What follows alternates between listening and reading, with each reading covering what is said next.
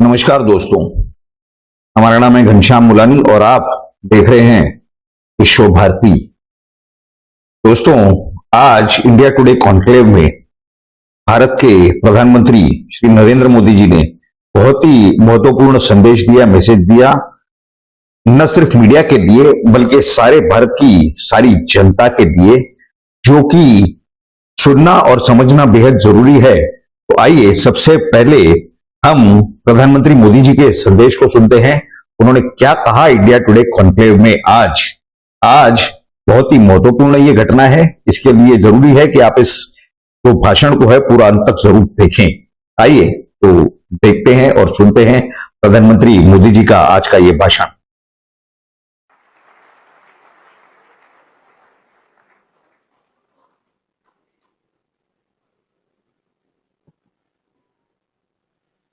आज आपकी दुकान में ही चला लेता हूं।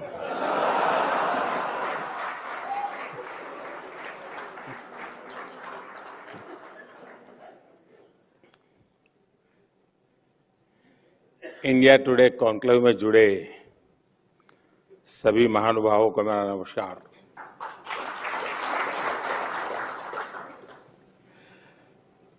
देश विदेश से जो दर्शक पाठक डिजिटल माध्यम से हमारे साथ जुड़े हैं, उनका भी अभिनंदन।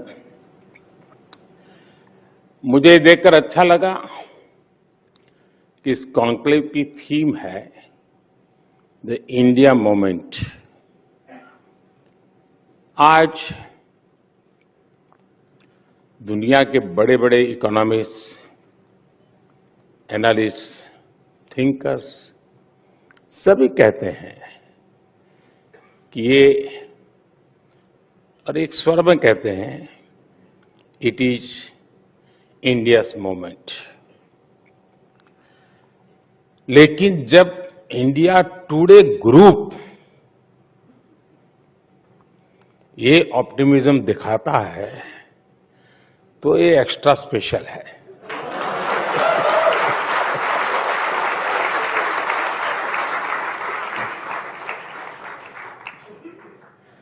वैसे मैंने 20 महीने पहले लाल किले से कहा था, यही समय है, सही समय है। लेकिन यहां पहुंचते पहुंचते 20 महीने लग गए।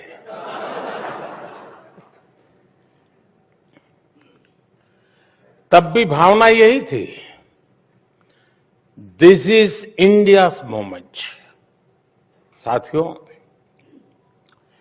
किसी भी राष्ट्र की विकास यात्रा में अनेक उतार चढ़ाव आते रहते हैं, कई पड़ाव आते हैं।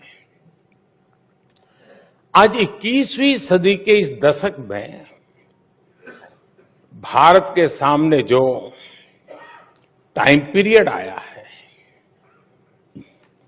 ये अभूतपूर्व है। आज के कुछ दशक पहले जो देश आगे बढ़े, कई देश आगे बढ़े हैं, विकसित हुए, लेकिन उनके सामने स्थितियां बहुत अलग थी। एक तरह से उनका मुकाबला खुद से ही था, उनके सामने इतनी प्रतिस्पर्धा नहीं थी। लेकिन आज जिन परिस्थितियों में भारत आगे बढ़ रहा है, वे चुनौतियां बहुत ही अलग है, बहुत ही व्यापक है, विविधताओं से भरी हुई है। आज इतने सारे ग्लोबल चैलेंजेस हैं। अब देखिए, 100 साल में आई सबसे बड़ी महामारी, सबसे बड़ा संकट है। 2 देश महीनों से युद्ध में है। पूरी दुनिया की सप्लाई चेन अस्त व्यस्त है। उस स्थिति में, इस बैकग्राउंड को सोचिए, उस स्थिति में द इंडिया मोमेंट की बात होना सामान्य नहीं है।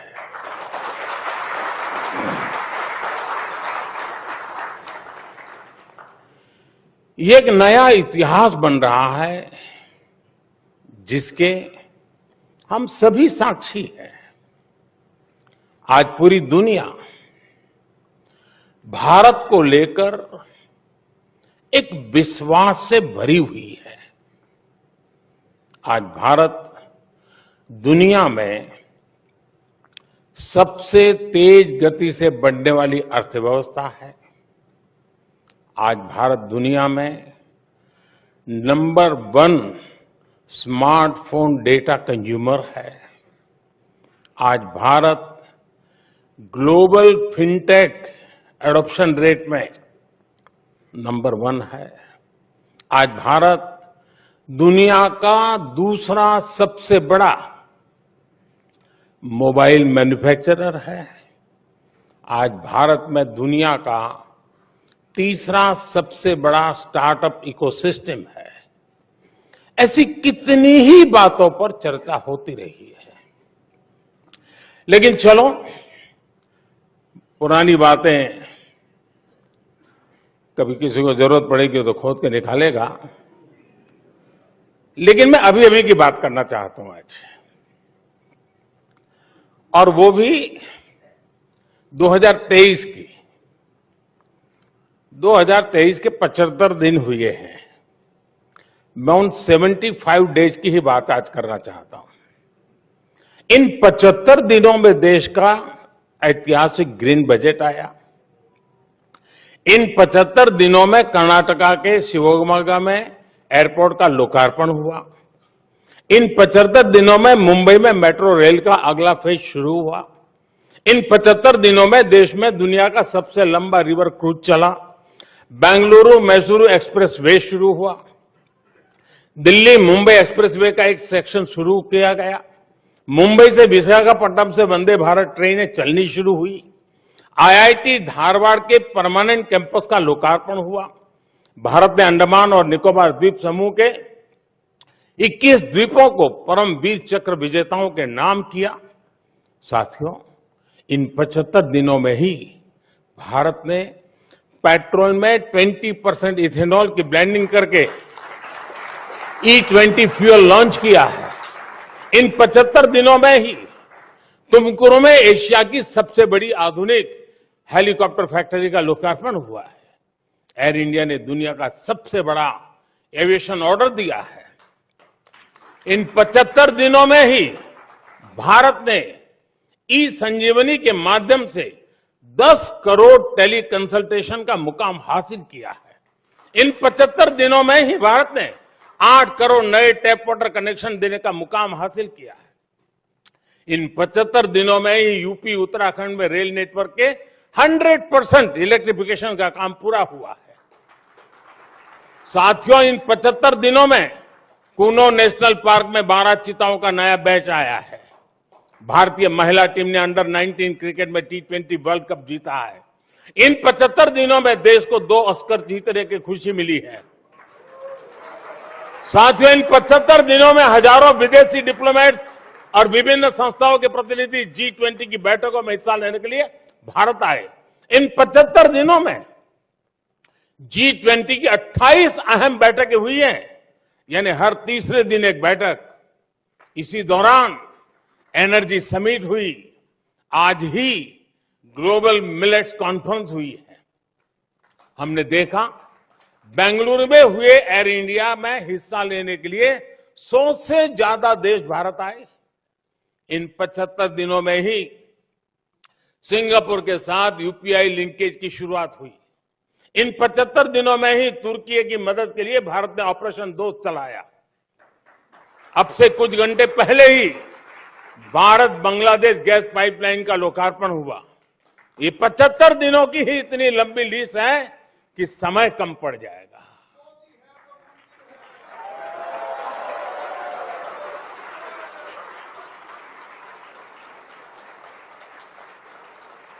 और मैं 75 दिन की कुछ बातें इसलिए दिखा रहा हूं कि यही इंडिया मूवमेंट का ही तो रिफ्लेक्शन है। साथियों, आज देश एक और रोड, रेलवे, पोर्ट, एयरपोर्ट जैसे फिजिकल इंफ्रास्ट्रक्चर बना रहा है। दूसरी ओर भारतीय संस्कृति और सॉफ्ट पावर के लिए भी दुनिया में अभूतपूर्व आकर्षण है। आज योग पूरी दुनिया में लोकप्रिय हो चुका है। आज आयुर्वेद को लेकर उत्साह है, भारत के खान पान को लेकर उत्साह है। आज भारतीय फिल्में, भारतीय संगीत नई ऊर्जा के साथ लोगों को अपना दीवाना बना रहे हैं। हमारे मिलेट्स, श्री अन्न भी पूरी दुनिया में पहुंच रहे हैं। बात चाहे इंटरनेशनल सोलर अलायंस की हो या coalition for disaster resilient infrastructure की हो, विश्व आज इस बात को महसूस कर रहा है कि भारत के आइडियाज और भारत का सामर्थ्य ग्लोबल गुड के लिए है। इसलिए आज विश्व कह रहा है, दिस इज इंडियाज मोमेंट।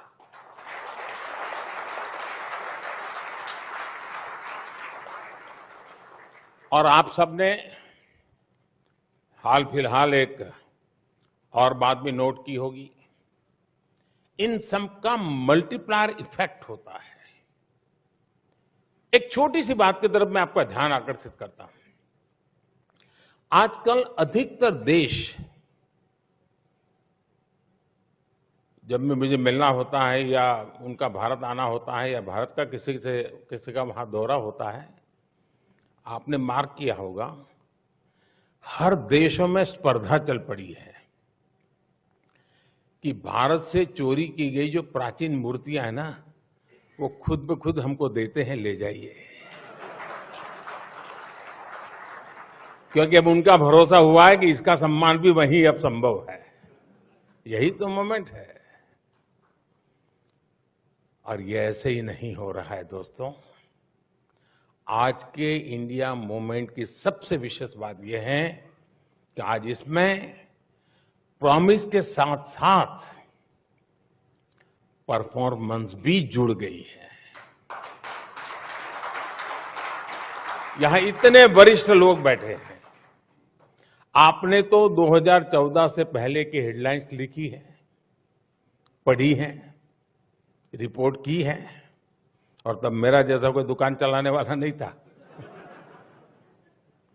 पहले क्या हेडलाइंस होती थी? इस सेक्टर में इतने लाख करोड़ रुपए का घोटाला, भ्रष्टाचार के विरुद्ध जनता सड़कों पर उतरी। आज क्या हेडलाइन होती है? भ्रष्टाचार के मामलों में एक्शन के कारण भयभीत भ्रष्टाचारी लामबंद हुए, सड़कों पर उतरे।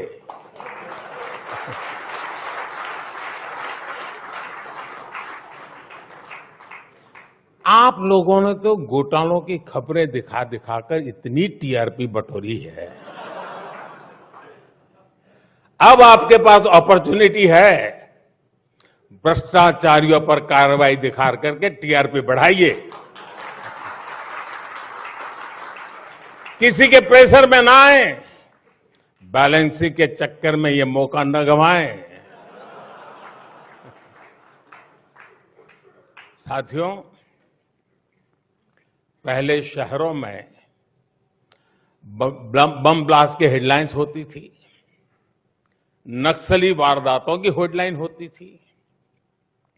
आज शांति और समृद्धि की खबरें ज्यादा आती है। पहले पर्यावरण के नाम पर बड़े बड़े इंफ्रास्ट्रक्चर प्रोजेक्ट रोके जाने की खबरें आती थी। आज पर्यावरण से जुड़ी पॉजिटिव न्यूज के साथ ही नए हाईवे, एक्सप्रेसवे बनने की खबरें आती हैं। पहले ट्रेनों की दुखद दुर्घटनाओं की खबरें आम बात होती थी। आज आधुनिक ट्रेनों की शुरुआत हेडलाइन बनती है।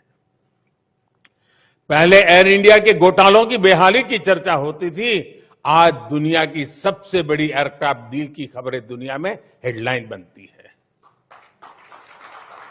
प्रॉमिस और परफॉर्मेंस का यही बदलाव इंडिया मूवमेंट लेकर आया है। वैसे बात साथियों, जब देश आत्मविश्वास से भरा हो, संकल्प से भरा हो। विदेश भी, दुनिया के विद्वान भी भारत को लेकर आशावान हो।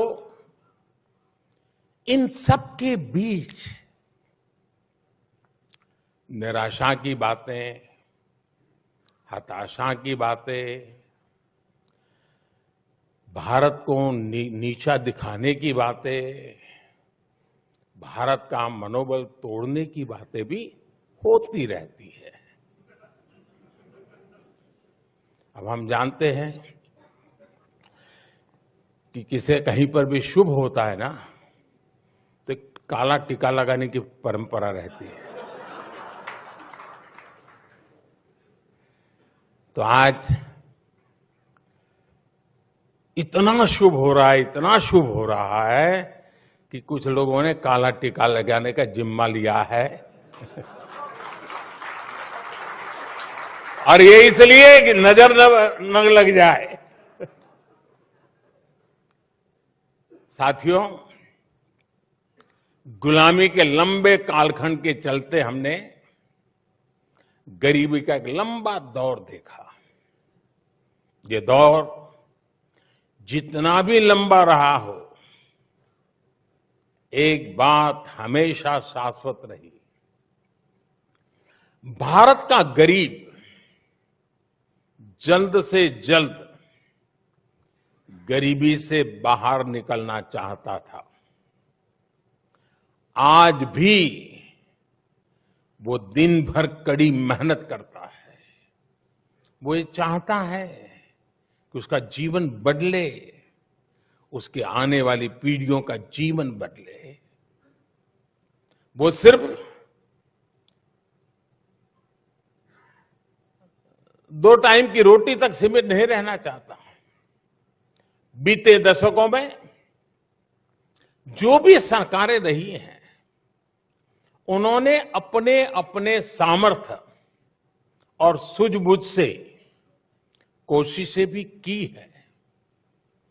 उन्हीं प्रयासों के हिसाब से उन सरकारों को परिणाम भी मिले हैं। हम नए नतीजे चाहते थे, इसलिए हमने अपनी स्पीड भी बढ़ाई और स्केल भी बढ़ाया। अब जैसे शौचालय तो पहले भी बनते थे, लेकिन हमने रिकॉर्ड तेजी से 11 करोड़ से अधिक टॉयलेट का निर्माण किया। बैंक तो देश में पहले भी थे और गरीबों के नाम पर बैंकों का राष्ट्रीयकरण भी किया गया था। लेकिन हमने, और अभी अरुण जी विस्तार से बता रहे थे, हमने तेजी से 48 करोड़ लोगों को बैंकिंग सिस्टम से जोड़ा। गरीबों के लिए घर की योजना भी पहले थी।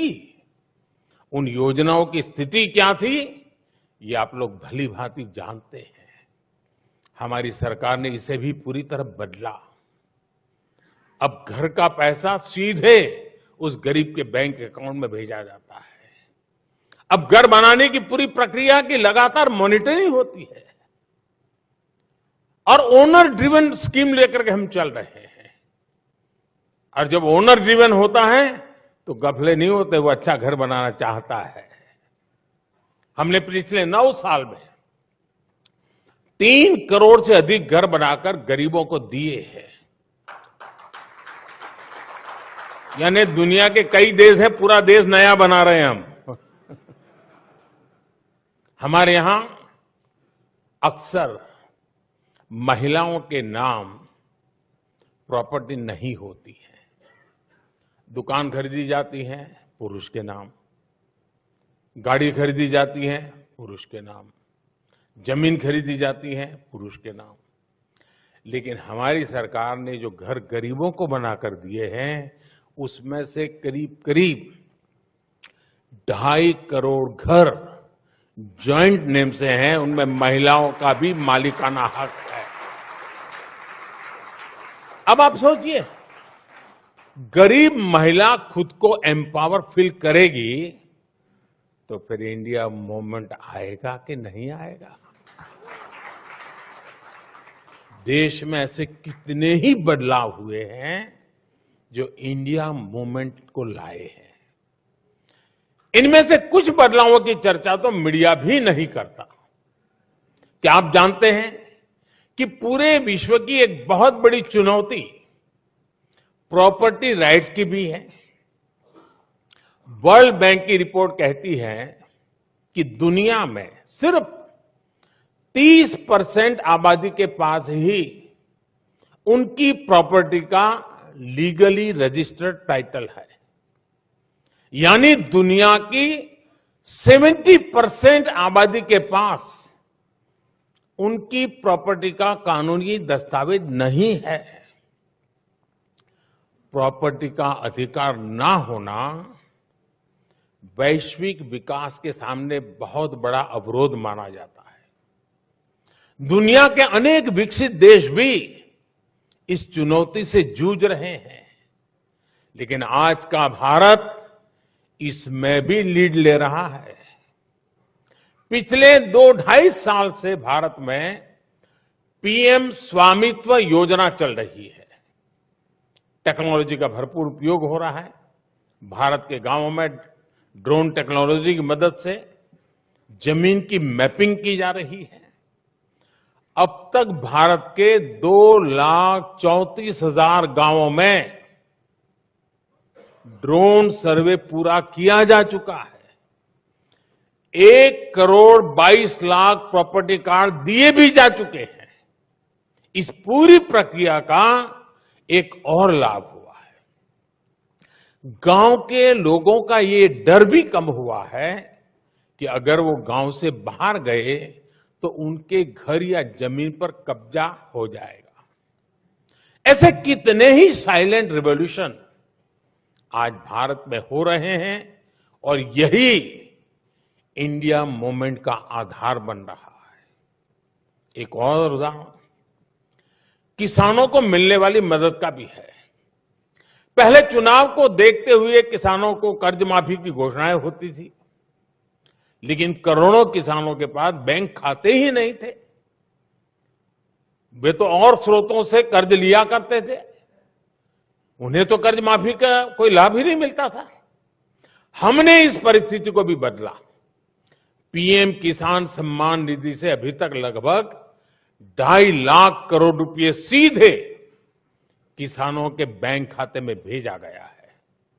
इसका लाभ देश के उन 11 करोड़ छोटे किसानों को हुआ है जिन्हें पहले कोई पूछता नहीं था। साथियों, किसी भी देश की प्रगति में नीति निर्णयों में ठहराव, स्टैग्नेशन, स्टेटस को एक बहुत बड़ी बाधा होता है।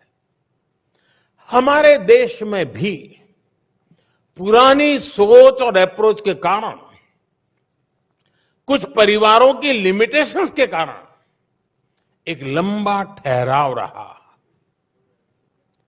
देश को आगे बढ़ना है तो उसमें हमेशा गतिशीलता होनी चाहिए, साहसिक निर्णय शक्ति होनी चाहिए। देश को आगे बढ़ना है तो उसमें नयापन स्वीकार करने का सामर्थ्य होना चाहिए, उसमें प्रगतिशील मानसिकता होनी चाहिए। देश को आगे बढ़ना है तो उसे अपने देशवासियों की क्षमताओं पर, उनकी प्रतिभा पर भरोसा होना चाहिए और इन सब से ऊपर देश के संकल्पों और सपनों पर देश की जनता का आशीर्वाद होना चाहिए। लक्ष्यों की प्राप्ति में जनता की सहभागिता होनी चाहिए।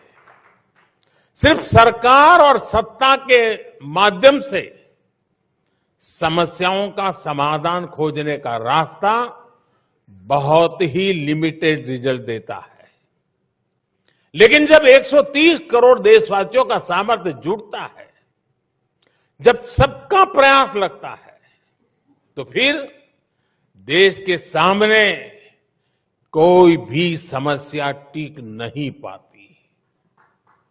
इसके लिए देश के लोगों का सरकार पर भरोसा उतना ही जरूरी है। मुझे संतोष है कि आज देशवासियों में ये विश्वास जगा है कि सरकार को उनकी परवाह है। इसकी और एक वजह भी मैं आपको बताना चाहूंगा, और वो है गवर्नेंस में ह्यूमन टच, सुशासन में संवेदनशीलता। हमने गवर्नेंस को ह्यूमन टच दिया है, तब जाकर के इतना बड़ा प्रभाव दिख रहा है। अब जैसे वाइब्रेंट विलेज योजना, दशकों तक बॉर्डर के हमारे गांवों को आखिरी गांव माना गया। हमने उन्हें देश का पहला गांव होने का विश्वास दिया। हमने वहां विकास को प्राथमिकता दी। आज सरकार के अधिकारी, मंत्री इन गांवों में जा रहे हैं, वहां के लोगों से मिल रहे हैं, वहां लंबा वक्त गुजार रहे हैं। नॉर्थ ईस्ट के लोगों को भी पहले दिल की और दिल्ली की दूरी बहुत अखरती थी। हमने यहां भी गवर्नेंस को ह्यूमन टच से जोड़ा। अब केंद्र सरकार के मंत्री, जैसे अरुण जी ने बड़े विस्तार से बताया, नियमित रूप से नॉर्थ ईस्ट का विजिट करते हैं, और वो भी स्टेट कैपिटल पर नहीं, डिटेल इंटीरियर में जाते हैं। मैं भी नॉर्थ ईस्ट जाने की हाफ सेंचुरी मार चुका हूं।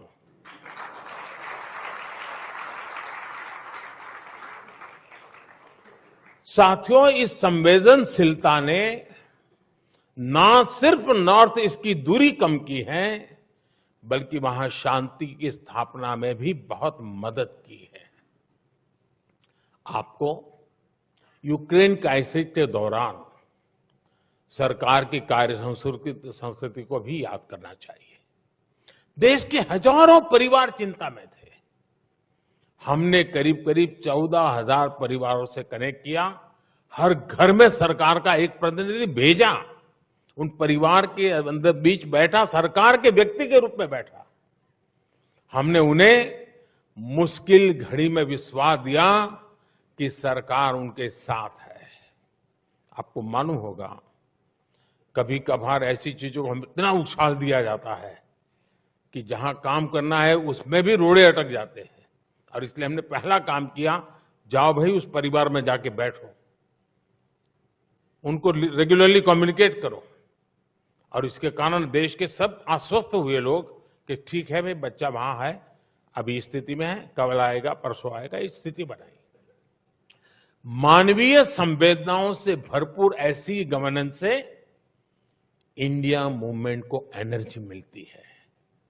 आप कल्पना कर सकते हैं, अगर गवर्नेंस में ये ह्यूमन टच न होता तो हम कोरोना के खिलाफ इतनी बड़ी लड़ाई भी नहीं जीत सकते थे। साथियों, आज भारत जो कुछ हासिल कर रहा है, उसके पीछे हमारी डेमोक्रेसी की ताकत है, हमारे इंस्टीट्यूशंस की शक्ति है। दुनिया आज देख रही है कि आज भारत में लोकतांत्रिक तरीके से चुनी गई सरकार निर्णायक फैसले ले रही है, और भारत ने दुनिया को दिखाया है डेमोक्रेसी कैन डिलीवर। बीते वर्षों में भारत ने अनेकों नए इंस्टीट्यूशंस का निर्माण किया है। इंटरनेशनल सोलर अलायंस भारत के नेतृत्व में बना। Coalition for disaster resilient infrastructure CDRI का गठन भारत के नेतृत्व में हुआ। नीति आयोग आज भविष्य के रोड मैप को तय करने में बड़ी भूमिका निभा रहा है। National company law tribunal NCLT देश में कॉर्पोरेट गवर्नेंस को मजबूत करने में अहम भूमिका निभा रहा है। GST काउंसिल की वजह से देश में आधुनिक टैक्स व्यवस्था बनी है। दुनिया देख रही है कि कैसे भारत में ज्यादा से ज्यादा लोगों की लोकतांत्रिक भागीदारी बढ़ रही है। देश में कोरोना के बीच भी अनेकों चुनाव हुए, सफलतापूर्वक हुए। ये हमारे इंस्टीट्यूशंस की ताकत है। वैश्विक संकट के बीच आज भारत का अर्थतंत्र मजबूत है, बैंकिंग सिस्टम मजबूत है। ये हमारे इंस्टीट्यूशंस की ताकत है। हमने दूर सुदूर तक कोरोना की वैक्सीन पहुंचाई, 220 करोड़ से अधिक डोज लगवाई। ये हमारे इंस्टीट्यूशंस की ताकत है।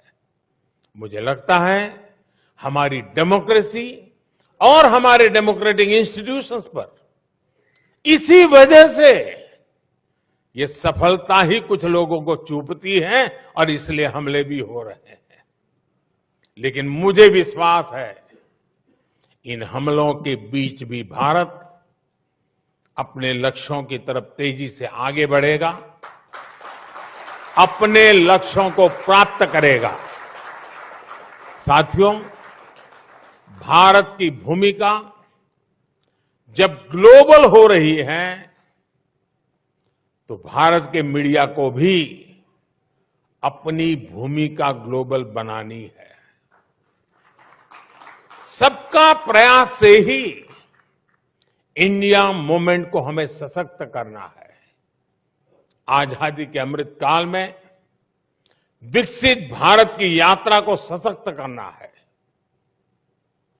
मैं एक बार फिर अरुण जी का, इंडिया टुडे ग्रुप का, मुझे यहां आने का अवसर दिया, बात करने का अवसर दिया, इसलिए उनका मैं धन्यवाद करता हूं। और 2024 में निमंत्रण का जो साहस दिखाया,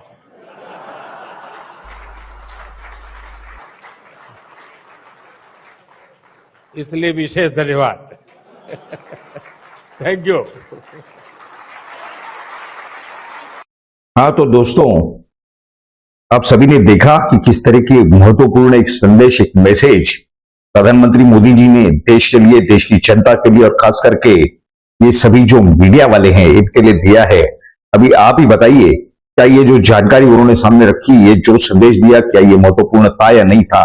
क्या आपकी राय है? ये तो आप जरूर नीचे कमेंट बॉक्स में लिख करके हमें बताएं। लेकिन साथ ही साथ आप लोग के लिए, आप सभी के लिए एक निवेदन है कि ये जिस तरह से प्रधानमंत्री मोदी जी देश के लिए काम कर रहे हैं, देश के हित में, वो अभूतपूर्व है। आज तक किसी और प्रधानमंत्री को इस तरीके से इतना ज्यादा मेहनत करते हुए नहीं देखा गया है। तो ये आप ही का विश्व भारती चैनल है। हम आप ही के लिए ऐसी सारी जानकारी आपके सामने हर समय रखने का प्रयास करते हैं, प्रयत्न करते हैं, कोशिश करते हैं। तो आप ही के विश्व भारती चैनल को ये जरूरी है कि सबसे पहले जानकारी प्राप्त होने के लिए आप ही के इस चैनल को जल्द से जल्द सब्सक्राइब करें और ऐसे सारे वीडियोस की नोटिफिकेशन सबसे पहले प्राप्त करें। आप सभी लोगों ने इस वीडियो को पूरा अंत तक देखा, इसके लिए आप सभी का बहुत बहुत धन्यवाद। भारत माता की जय। जय हिंद।